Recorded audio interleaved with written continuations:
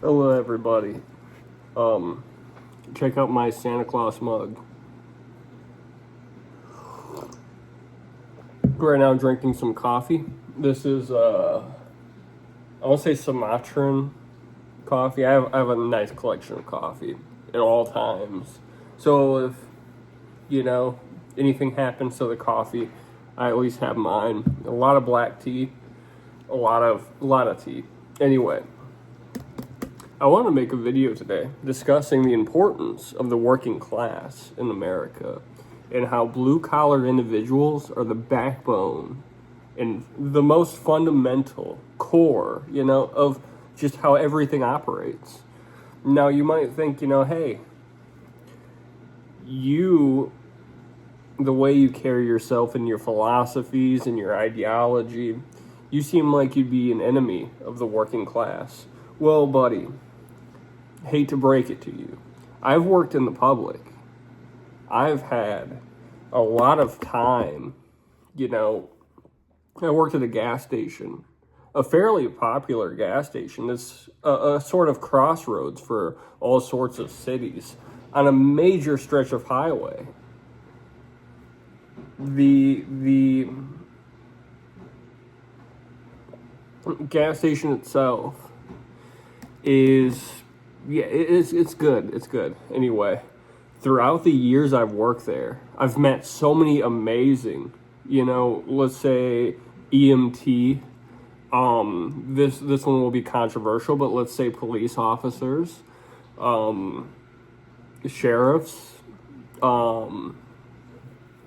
met a lot of military people. I've met pilots, I've met security, I've met some pretty significant, people who were involved with government positions.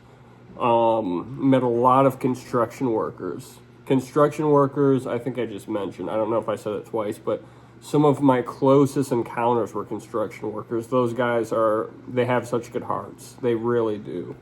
Factory workers. Personally, I come from a background where a lot of my family were factory workers as well. Both of my parents, growing up, always worked in factories. They always worked with automotive, and my father would later work with food. My grandparents, my grandpa, he worked, in factories.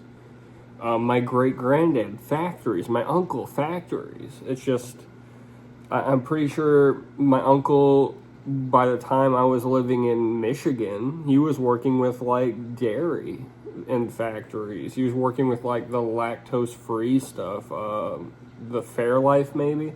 But anyway, I just think that we should like acknowledge that these people are real people, who have great just like admirations and goals. Not all of these people see to destroy everything that's beautiful. You know what I mean? These people, they just want to get by. Like,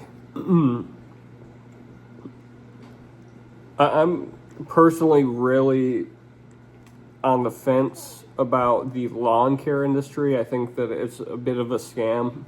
I really do. And I think that it'd be really nice to preserve, some of the nature. I mean, like, instead of destroying it. I think that, like, bugs and all that good shit, it's just all like, we're not the most important things on this planet. And there are more things that it takes to preserve life. It's just all like, we talk about insects, like we have a very high opinion on like bees, and like their pollination, and like we have to consider like other, insects that are less, significant in the public eye. And like there's this one guy I really like on Instagram. He'll go through, and he's a very big proprietor of biodiversity.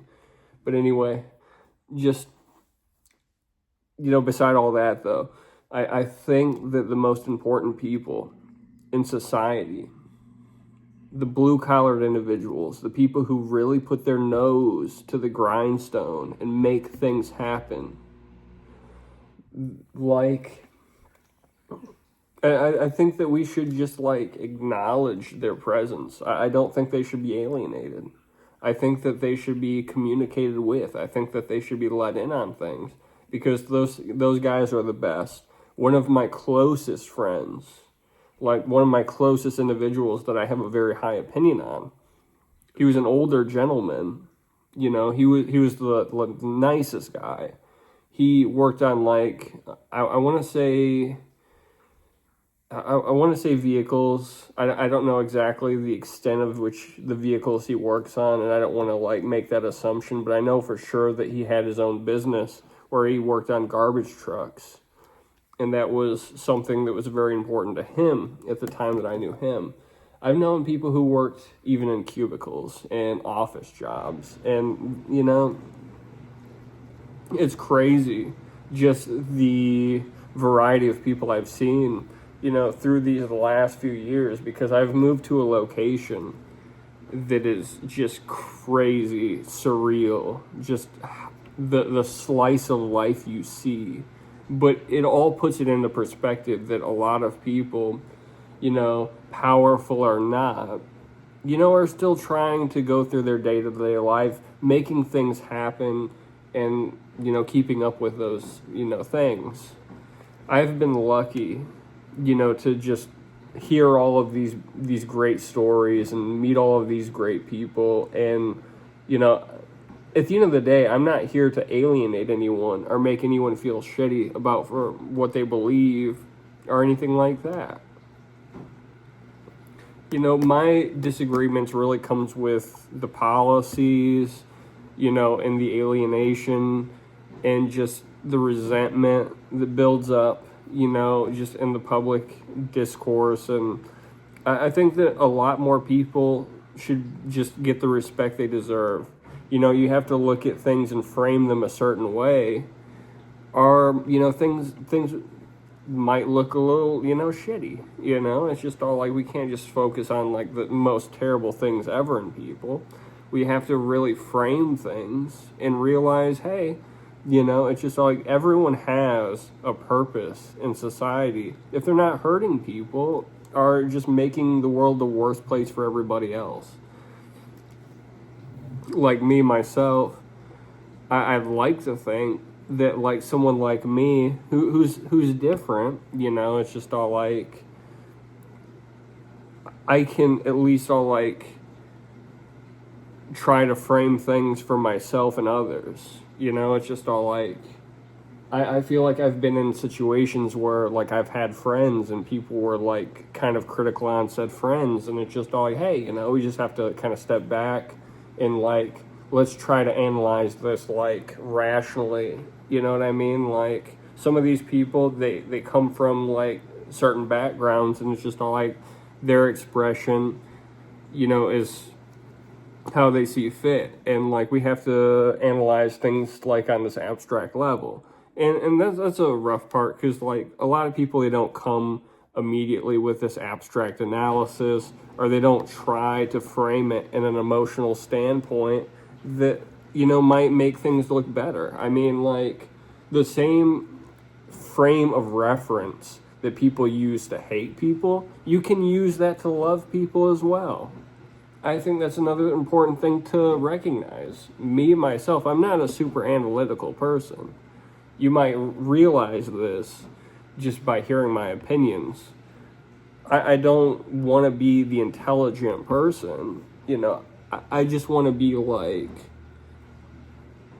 I want to be a cultured person and an emotionally mature person who is open for communication and hopefully open to change the minds of individuals and, like, help make the world seem, you know, easier to understand, because not everything has to be analytical. You know, we don't need an encyclopedia on people who we don't understand.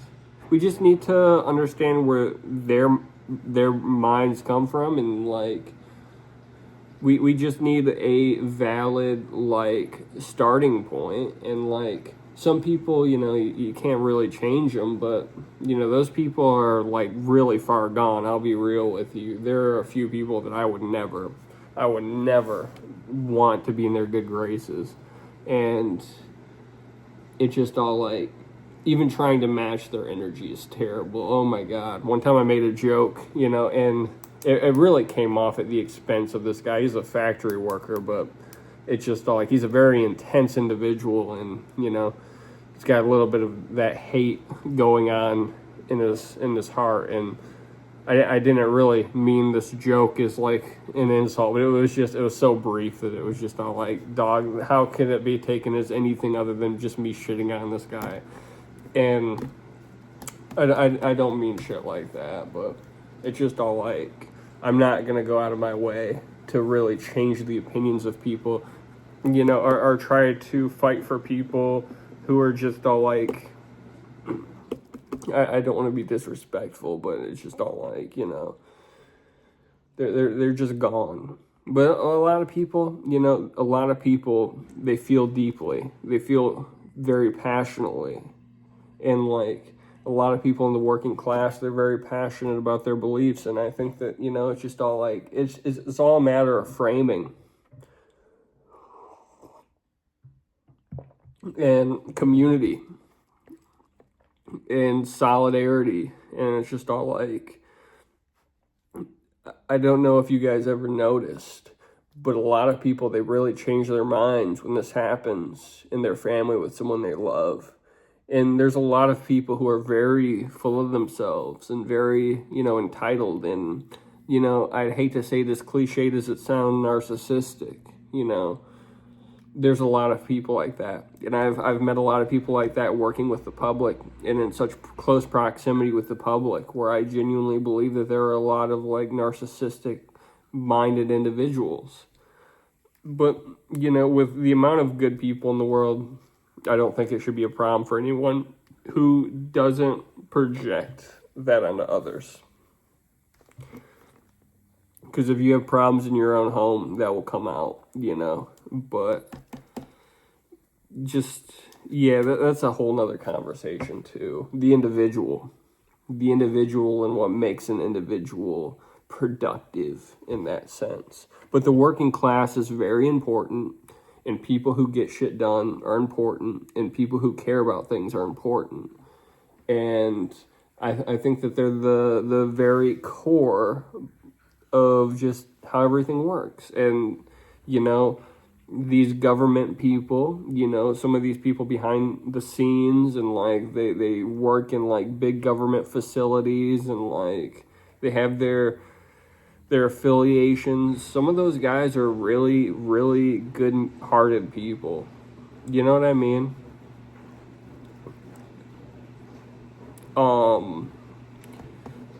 Some of these police, they come from a place where, they're good people. This one guy really inspired me because, like, his background was really in like I want to say like he was in like medicine, sports medicine, so he would like treat sports injuries.